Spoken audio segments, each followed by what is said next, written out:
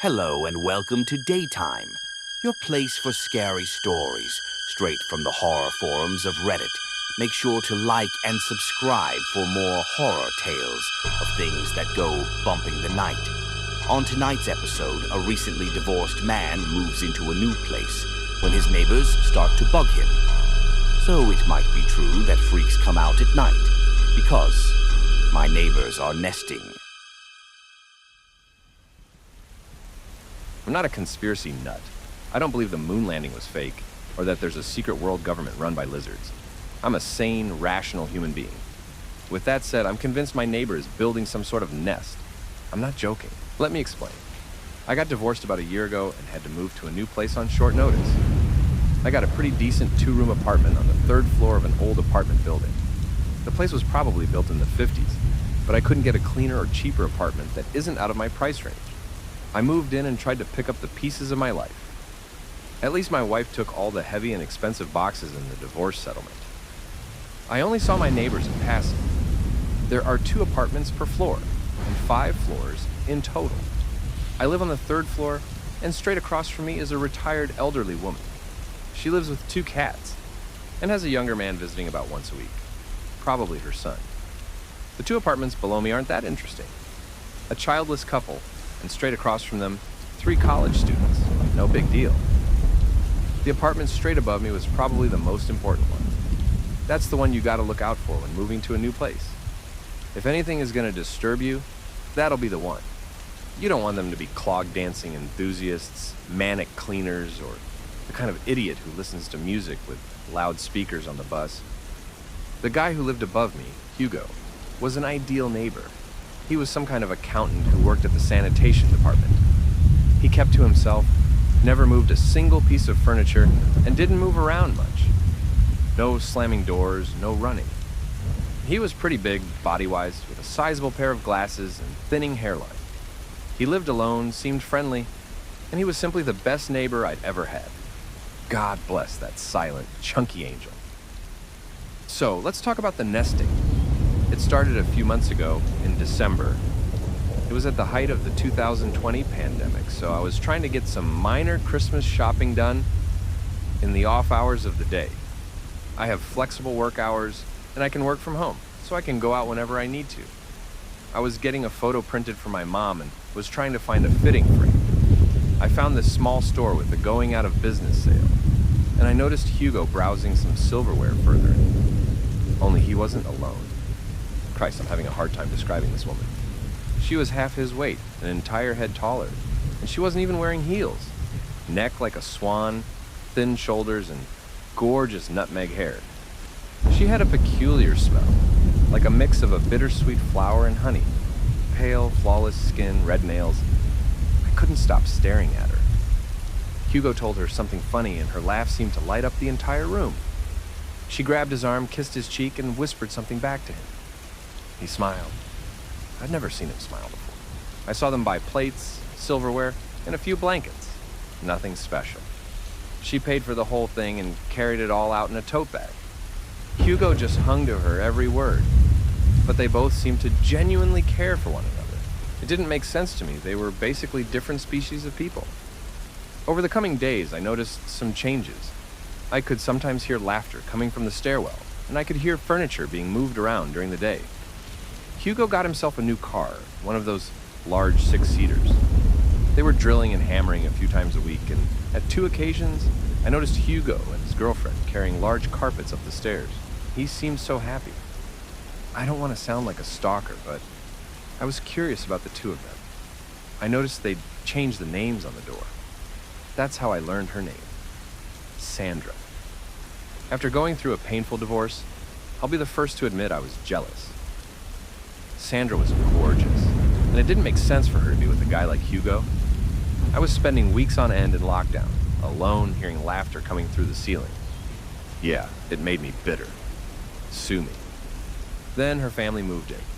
Hugo helped carry a lot of heavy boxes up those stairs, and I caught a glimpse of the whole crew through my back window. Sandra had 2 younger sisters, both just old enough to start high school.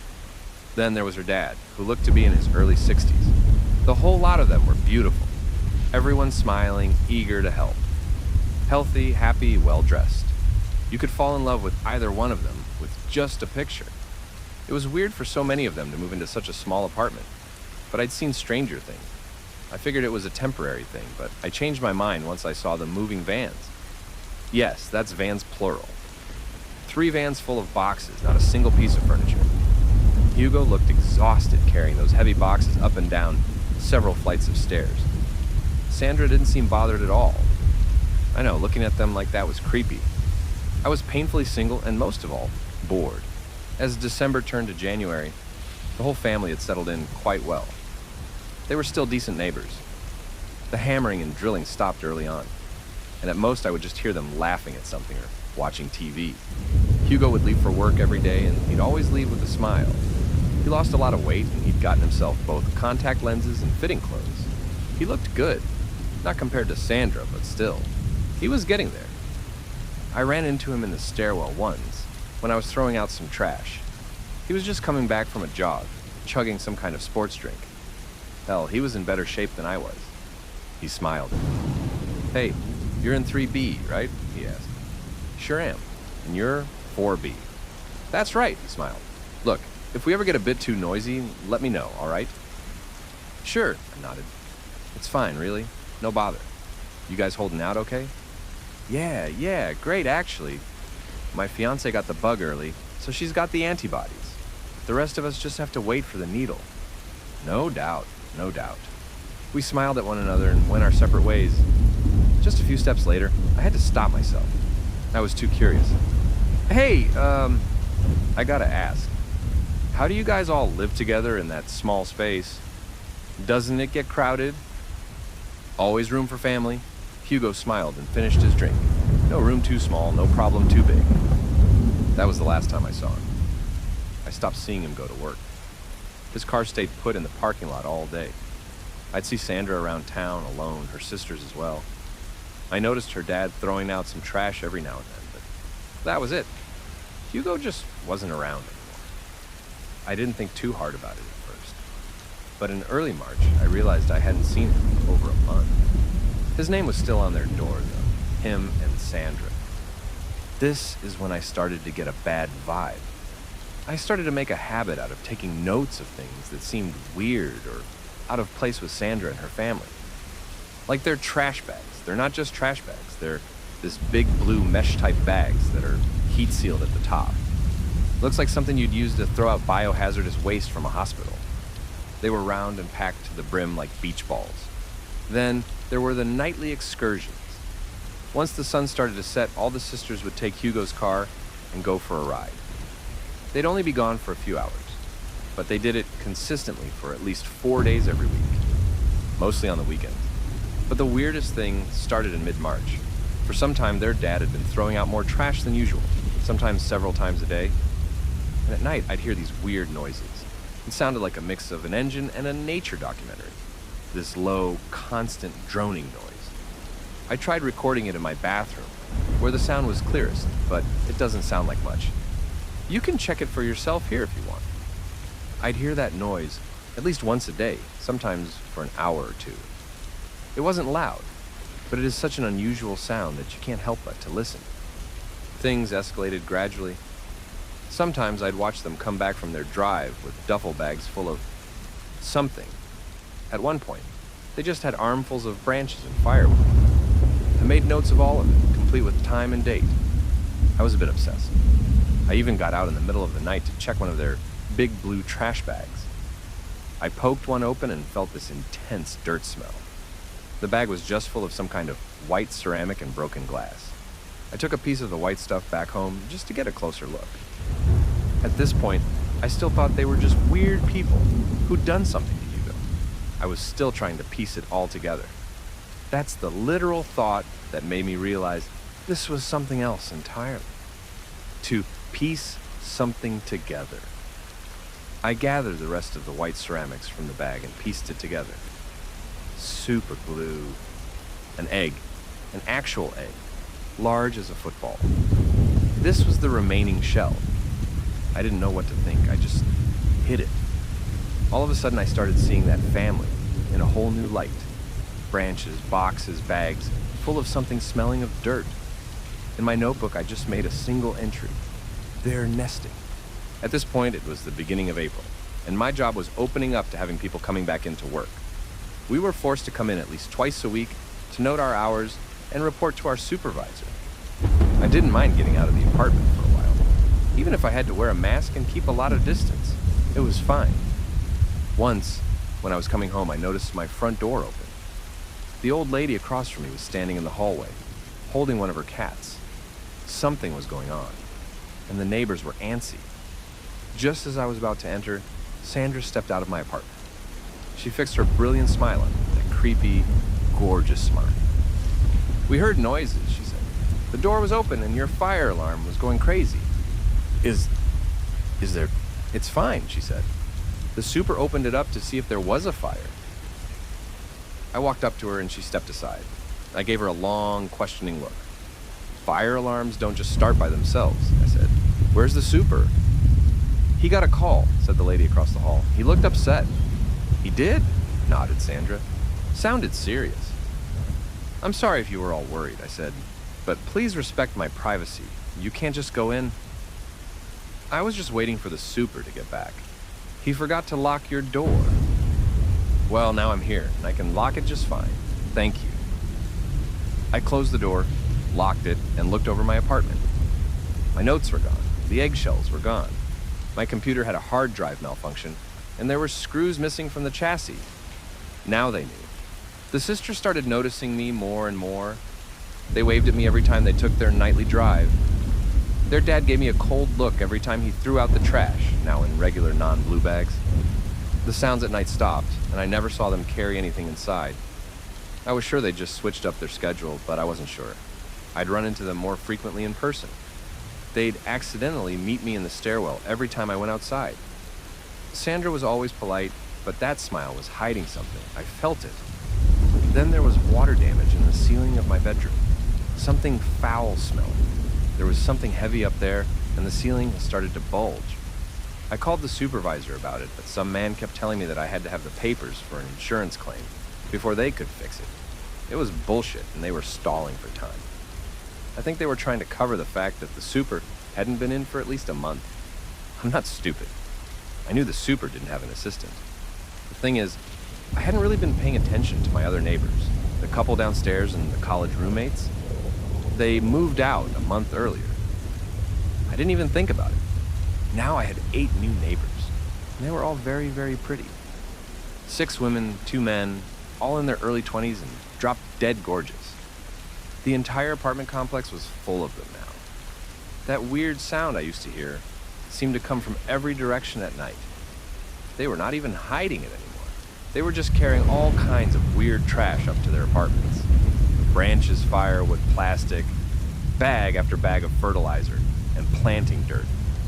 Last week, there were more moving vans coming. Everyone was going outside to help our new, beautiful neighbors carry their stuff inside. I felt trapped in my own apartment and decided once and for all to just leave. Once I stepped into the stairwell, I noticed 8 of them looking at me from all over. They were on the floors above, below, even straight across. Yeah, seems the old lady with the cats moved out as well. Then they screamed. They all just screamed in unison. They were like animals trying to scare away a predator. I could hear boxes dropping and footsteps approaching. I panicked. I glanced at them and burst into a sprint. There were open mouths screaming, feet running, eyes large and dark, like cats getting ready to pounce on a mouse. I took the fire escape out the back, ran, twisted my ankle, and got in my car. I just drove. Something pounded on my back windshield, but I got away. And now I'm here, posting about it. I'm not sure I should look into this. I just want to get as far away as possible. I don't think I'm safe yet. I'm staying with my brother, and just the other day he told me there was a beautiful young woman asking for me while I was at the grocery store. Reddit, I don't know what this is or what they're doing. All I know is that they're nesting and people are going missing. God, I can't get that noise out of my head. That scream, those faces. Hello and welcome to Daytime, your place for scary stories, straight from the horror forums of Reddit. Make sure to like and subscribe for more horror tales of things that go bumping the night. On tonight's episode, a man's aunt passes away and leave him items that's wanted by more than just collectors. So, what item is passed down in your family? Because mine's is the Soundless Lady. My Aunt Rachel practically raised me. After a lengthy battle with a terminal illness, she passed last year, leaving what little she had left after the hospital bills were paid. I was to take care of her cockatiel parrot, Tugboat, and her collection of 50s cartoon-themed collective plates. Basically, the only two items that couldn't be easily sold at an auction. If you saw the plates, you'd see why. Downright creepy things. One in particular, a plate portraying a young cartoon girl feeding apples to a giant frog. It's like the whole thing was made by two different people. The girl looked positively Disney, while the frog was more, uncomfortably realistic. It was such an odd item that there had to be a collector looking for it somewhere. I was sure of it. Yet for weeks, I couldn't find anyone even remotely interested. I posted pictures of the plate on pretty much every social media account I had, along with a few auction sites. But there were no takers. There were no markings or stamps indicating year or brand, unlike the other plates. And I was starting to think it was custom made. I couldn't stand looking at it. So I put it in a box in the garage. The others went up on my kitchen wall. My aunt would have wanted it that way. I live in a house not too far from the lake, on the outskirts of a small Minnesota town. There are a few houses in the nearby area, but I couldn't even hit the closest neighbor's yard with a rock if I tried. There's only a single streetlight that works outside, and that thing is flimsier than our summer weather. I rarely have any visitors, as this place can be a bit too out of the way even for my friends to come by. I inherited this place from my mom, and who passed away when I was younger. I'm one of the lucky house owners of my generation, but at what cost? My aunt's bird, Tugboat, fit right in.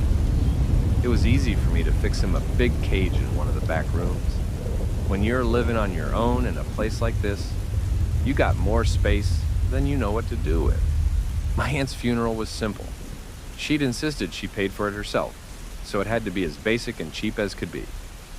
She hated the thought of ever being a burden, and she practically begged me to take care of Tugboat. You don't say no to that. You just don't. Besides, that bird was damn near the only thing that kept me sane through the COVID pandemic. Having lived in an empty house, you learn to identify most sounds around the property. The hum of the fuse box, the buzzing kitchen lights, the noise from the fridge against the backdrop of a TV that's been on way too long without anyone watching. This was the only reason I ever really took notice, that one night when this all started. I was turning on my electric toothbrush one night, only to notice it was completely silent. The motor was running, I felt the vibrations, and I saw it spin, but there was no sound. Not a peep. Yet I could still hear the TV in the other room just fine. Over the next few days, there were several of these odd instances. Once, the egg timer went off but didn't make a sound, causing me to overboil my breakfast. I thought the ventilation was broken once, but it turned out to have just gone quiet. Hell, at one point I dropped one of my aunt's collective plates. It shattered against the ceramic tiles, yet didn't make any noise. I was starting to think I was going deaf, but the two doctors I spoke to confirmed my hearing was just fine. Still, the mental image of seeing that falling plate and expecting a loud crash, only for it to remain silent, there was something eerie to it. A friend of mine, Patrick, works for the sheriff's department. We usually had lunch once a week to catch up, but that tradition teetered off during the pandemic. This time, I met him at the supermarket, but barely even noticed him. I had been having trouble sleeping and getting to work on time, as my alarm clock sometimes stayed silent for no apparent reason. My boss wasn't too happy, so I had to start using a vibration alarm. Patrick Elbow bumped me by the fruit aisle, snapping me out of my thoughts. "Hey there," he said, grabbing a handful of oranges. "You doing okay?" "Yeah, sorry, didn't see you there." "These are crazy times," he said. "I heard about Rachel. I'm sorry I couldn't make the funeral." "That's okay," I nodded. She never was much for men in uniform. Patrick laughed. We went our separate ways and finished our shopping, only to meet in the parking lot outside. We'd managed to park next to each other without even realizing it. He leaned against the hood of his car. "Hey, have you seen any strangers around? After this year, you all seem like strangers." "You know what I mean," he chuckled. "Strangers, passers-by." "No, sorry, I don't get out much. Some of your neighbors have had problems. Be careful." "Problems?" He looked at me like a deer in headlights. "You don't know?" Apparently, there'd been reports of a thief. First, they thought it was raccoons, as someone had gone through the trash cans. But raccoons don't try to pick locks. They also don't leave food behind, or human-sized handprints on the windows. Some people had reported seeing a woman with tangled hair roam about, but the police hadn't managed to find her. This is what made me start looking more closely at my own property. I had noticed the garbage can lid gone missing, but I hadn't given it much thought. Also, I could have sworn there were handprints on my car one dewy morning. I tried to tell myself that it was all paranoia, but after what Patrick said, it seemed that everything was a clue, or a warning. In my mind, the strange woman was lurking behind every corner. I tried to put it out of my mind. One night, as I heard Tugboat sing his interpretation of Earth, Wind and Fire's September, I took an extra long shower. As I was scrubbing my hair clean, my head went quiet. I could feel the water touching my skin, but it made no sound. Through the door, I could still hear the bird sing his heart out. You'd be surprised how cold, warm water can feel when you've got ice in your veins. I rinsed off most of the shampoo and stepped out. There's a small frosted glass window in my bathroom. The silhouette of a pale face was pressed against it. I screamed, but no sound came out. Tugboat kept singing in the other room, unaware. I grabbed my robe and ran into the kitchen to call Patrick, but I couldn't hear anyone pick up on the other end of the line. I couldn't hear my own words when I spoke. And there, just outside the kitchen window, was the silhouette of an intruder trying to find their way in. A pair of unevenly sized eyes stared at me, slightly too far apart. As our eyes met, she bolted, probably heading for the back door. I picked up my keychain. Tugboat stopped singing from the other room, as he sensed something was wrong. As my hearing returned, I could hear the comforting sound of sharp metal from my kitchen knife as I pulled it from a drawer. My pulse was running away from me. It is one thing to think of a home invasion, but to live it violates every thought of privacy and safety you have. It was turning real fast. There was a large sliding glass door leading out to the backyard, and I figured if there ever came an intruder, it'd be through there. The same room where Tugboat chirped away, but now he'd gone quiet. I ran in there, still fresh out of the shower, my knife held in a cramped, forced grip. I almost convinced myself that I was ready to use it. There she was, just outside the door, pale, with unkempt hair, eyes of different sizes, slightly too far apart, dressed in what looked like a hospital gown. She was malnourished and frail, but something told me she had the strength of a madwoman. Her eyes darted back and forth, searching for something. As they landed on me, she opened her wide mouth to scream. Not a sound came out. As her mouth grew to an unnatural size, I could feel vibrations in the air, like standing next to a concert loudspeaker. The sliding glass door shattered, the shards fanning out towards me. The knife in my hand started shaking, but I managed to hold it. She stepped inside, her bare feet smearing ribbons of blood on the hardwood floor. She was coming for me, a constant vibration from an unnatural scream, tearing through my body. I had to try to call for help, and sprinted back into the kitchen. The light bulbs burst overhead, turning the room black. Still, not a single noise. A stray light from the streets outside made its way through the kitchen window, making the room drip with long, pale shadows. My aunt's collective plates rattled on the wall. Glasses along the kitchen sink were cracking and breaking. Empty bottles spilled onto the floor. Cabinet doors shaking back and forth, opening seemingly at random. An old recipe book fell from a countertop, the pages flicking back and forth. I pressed myself against the kitchen window, fumbling to get it open. She'd cornered me. Her mouth was wide open in that impossible scream, her body vibrating with machine-like intensity. The tangled hair twisting and stretching, as if thrown about in a storm of its own. Her uneven eyes searched for me, twitching like insects. And still, she didn't make a single sound. There were no humming fans, no buzzing electricity. only a soft breeze outside the window. I couldn't even hear my heartbeat. I managed to stumble out of the kitchen window, stepping onto the sharp gravel path. I still held onto my knife like a comfort blanket. I didn't even bother to see if she followed me, I just ran. There was no time to get in the car. I ran into the woods, following a trail that would lead me to my neighbor. Soon, the rhythmic beat of my feet went quiet, my breath too. I tried to scream for help, but the sound was swallowed. She was right behind me. Long nails reached for me, fingertips touching the edge of my robe. And all around me, nothing but tranquil nature, unbothered by my terror. I was knocked to the ground, scraping my legs against the undergrowth. I slashed with my knife, trying to fight her, as a dainty hand picked up my keys from the side pocket of my robe. I rolled away, only to see the mess of tangled hair walk away. Her uneven eyes gave me a last look as she turned her back to me. She looked right through me without a care in the world. I got to my neighbor. My dirty feet muddied their floor, and by the time the police came, it felt like a waking nightmare. I made my statement, showered for the second time that night, and slept at a nearby motel as the police cleared my house. The next day, I assessed the damage. The house had been searched thoroughly, but nothing was stolen. Not too much was broken either. Seems she was looking for something specific, not trying to steal any valuables. The police were just as dumbfounded as I was, and I didn't report anything stolen. My insurance company would need an explanation. It was hard to explain why it looked like the house had been hit by a tornado from the inside without sounding insane. All the collective plates laid shattered on the floor. Poor Tugboat was so traumatized, he's since stopped singing. Going through the damages was heartbreaking, but it made me take notice of something peculiar. The garage had been searched as well. It was pretty much fine though, at least compared to the house.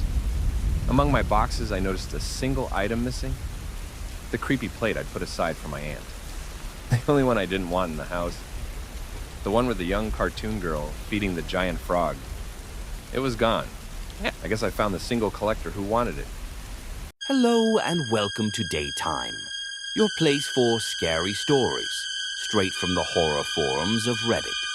Make sure to like and subscribe for more horror tales of things that go bumping the night. On tonight's episode, a man plays a game that he regrets he ever downloaded. So, by any means necessary, don't play Hatchet Man Cove.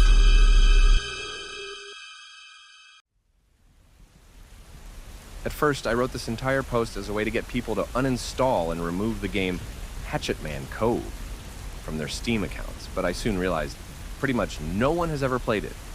But if you by any chance happen to own a copy, please, I urge you, remove it. Uninstall and forget it. Don't look back. Don't touch it ever again. I'll tell you why. A friend of mine bought a 3-pack of Hatchet Man Cove back in 2009. It was a multiplayer game where 3 people are paired up against a single strong player on the opposite team. Kind of like an early Dead by Daylight game.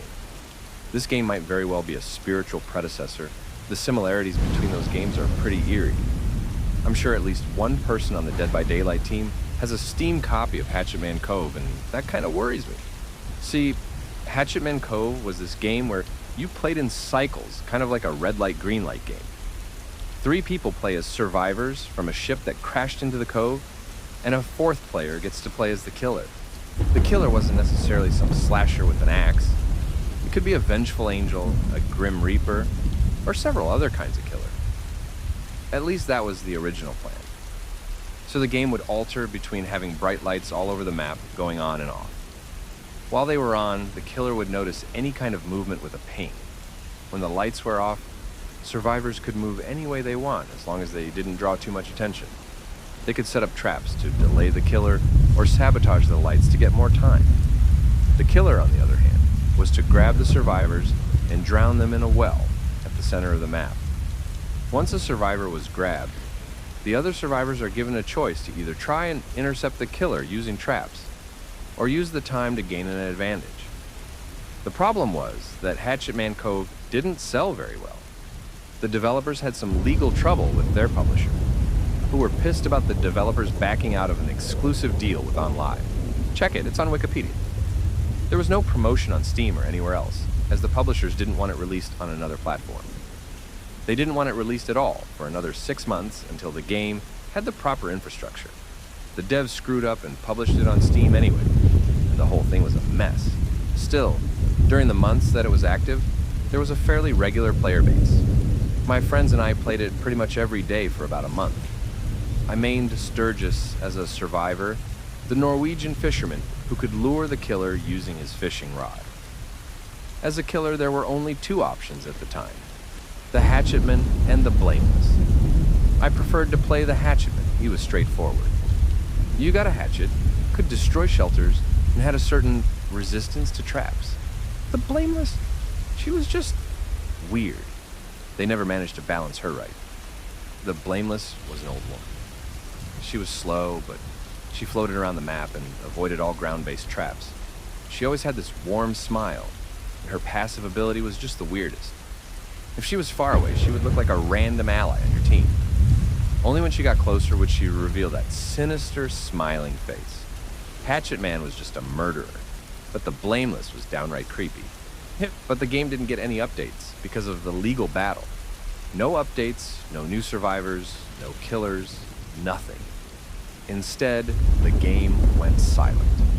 We stopped playing, and a few months later, the game was unceremoniously unlisted and removed from the Steam store, without as much as an apology. I uninstalled Hatchet Man Cove and didn't think about it for years. Just one of those games that rest in the back catalog. I forgot I even had it. But this is where things get weird. Last December, I was gifted the new Harvest Moon game as a Christmas present, and some primal part of my reptile brain clicked back in on Hatchet Man Cove. The friends I used to play with had moved on with their lives, but the game still had a Steam community page. I checked the store page, and it was empty. The game couldn't be found on Google either. The game was completely hidden. If you don't actually have it in your library, you won't find it without a direct link. That in itself is kind of weird. Most abandoned games can still be Googled. But Hatchet Man Cove still had a very, very active community. There were plenty of discussions on the forums, but they didn't make any sense. Their speech was almost garbled. I'm sure whatever they discussed made sense to them, but to an outsider, it seemed like nonsense. A few examples. Topic. How much GW to finish No Min? I want to finish No Min, I don't know yet. Just don't GW then. Get your shit together. You'll never go Min if you don't GW, just commit. The discussion forum is just a mess. The example above was the most legible thing I could find, and I still have no idea what it says. So I started checking out the community content like videos and screenshots. The way the community played the game was completely different from when I played. Pretty much no one played Hatchetman anymore. The killer seemed limited to the blameless. Not a single screenshot of the Hatchetman, just the blameless. But the weirdest thing was how players interacted with the killer. Instead of hiding, they come running up to her. They run up to her with their microphones on, screaming at her. Screaming, begging, pleading for her to kill them. Not with funny voices or anything, no. There were people crying in chat. Videos marked with GW, and various dates littered the community page, each with people crying and screaming and begging to die. The volume maxed out immediately, and most of the time, all voices were nothing but a crackling mess that could easily blow out your speakers. I couldn't stop watching. I'd never seen anything like it, not even back in the days when I was still playing. That wasn't the way you played the game. No one was hiding or looking for objectives. I'd see players using my old main Sturgis and just rush the blameless as soon as the match started. Seeing the 3D model of the old bearded man running up to the blameless, pleading to die, that was uncomfortable. I made the mistake of posting my own question on the discussion forum. I was just too curious. You have to remember, at this point, this was still just a weird blip in my Steam library. I made my own topic and just asked, what the hell happened to the game? I got no responses in a week. Nothing. After that, things have gotten weird. Real weird. It started with CSGO. One night, a teammate came on and just started screaming. No big deal at first, just another troll, but he was screaming at me, specifically. Screaming at me, begging me to shoot him. There was crime. He was desperate, asking me to please team kill him. He offered to send me money, trade rare skins, whatever I wanted. He got kicked before I even knew what to say. 2 games later, the same guy joins my team with a different username and clan tag. He keeps screaming, crying, and begging. My teammates laughed, but I was getting uncomfortable. I stopped playing. Hearing a grown man barely being able to breathe between sobs is just too much. That wasn't a prank, that was desperation. But it didn't stop there. From that point on, in several games, people started joining and begging me to kill them.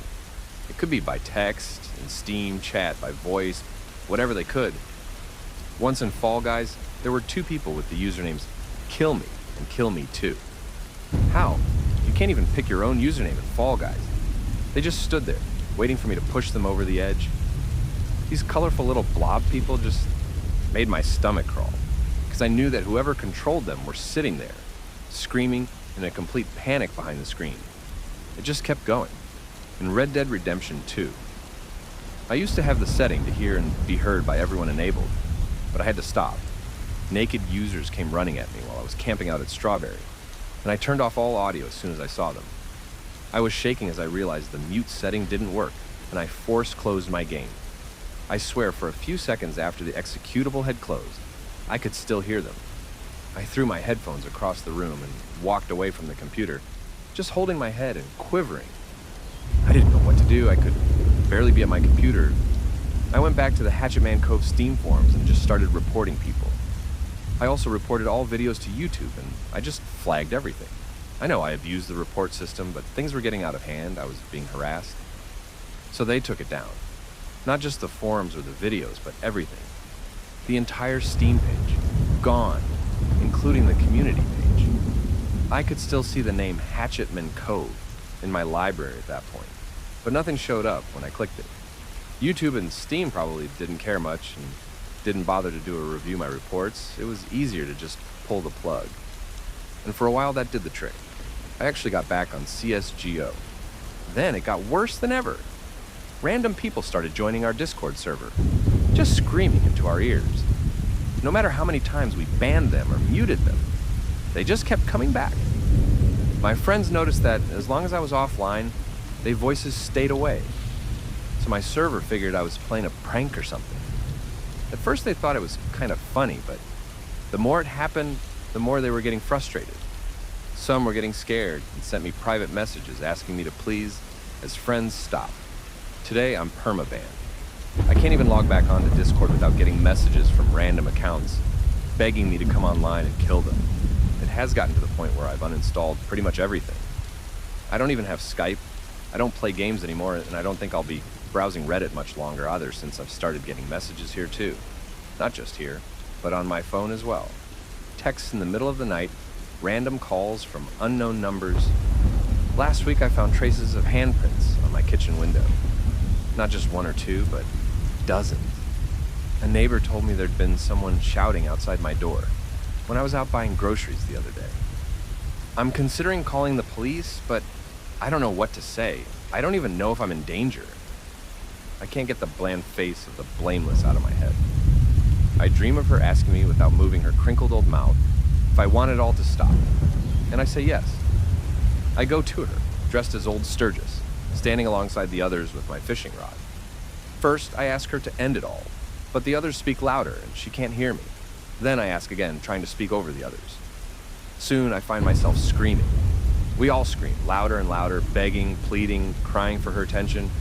We all want it to stop, and she refuses to oblige. Instead, she just smiles, holding some sort of beautiful secret behind her pixelated dead eyes. I don't know what it is, but I want it. I'm starting to understand, but at the same time, I'm disgusted. Please, stay away from Hatchet Man Cove.